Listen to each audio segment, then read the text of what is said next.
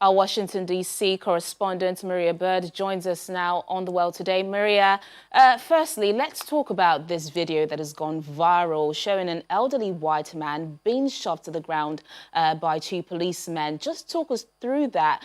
What situation is he in currently? Condition, but he said, "I'm just glad to be alive." And so that very clearly you saw, police just tackling this 75-year-old man that, he is in serious condition, obviously, at that age and having that type of force placed upon him. But this is just another indication of why the issue is not necessarily just about getting bad cops off the street. This is about changing the systematic process for the use of force within the policing. And that is what many people who are out protesting are calling for, changing the use of force policies. George Floyd's name is, just the latest in a long list of African Americans to die as a result of racism and police brutality throughout the history of the United States. Apart from bringing these officers to face justice amid this mass protest we're seeing, what are authorities doing to put an end to this?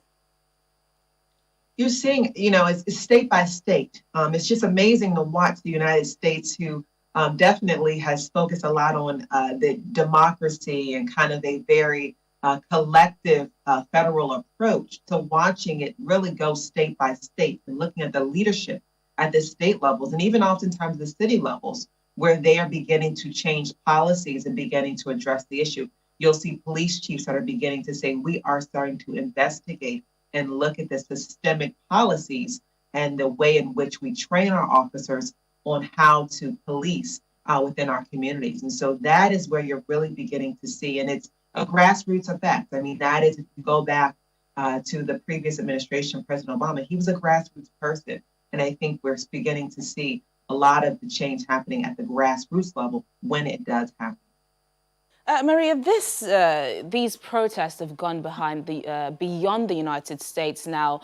The civil rights group, the American Civil Liberties Union, filed a lawsuit accusing the president, the attorney general, and others of violating the constitutional rights of protesters in the United States. What has been the president's reaction to this? The president just had a press conference about equal rights and justice. And so he obviously used the name George Floyd, and he's saying that he wants to push for equal rights and justice. And so the White House is trying to, I think, cover as many bases as they can, because there has obviously, between the photo shoot of him with a Bible in front of the church and the tear gassing of individuals as before he made that walk from the White House to the church, to the military and the mayor of Washington requesting that he remove the military off the streets of Washington. So there have been so many things wrapped around that are not favorable to his ideals around equality and justice. And so he just recently had a press conference to address some of that. And so we'll probably see, as days go on, a more formal addressing of the lawsuit, and we'll begin to see how the White House really stands as we are in very new times that are looking for real change as it relates to equality, justice, and most importantly, policing. All right, then our Washington, D.C. correspondent, Maria Bird, there for us. Maria, it's going to be a very long weekend. Thank you once again for joining us on The World Today. Thank you.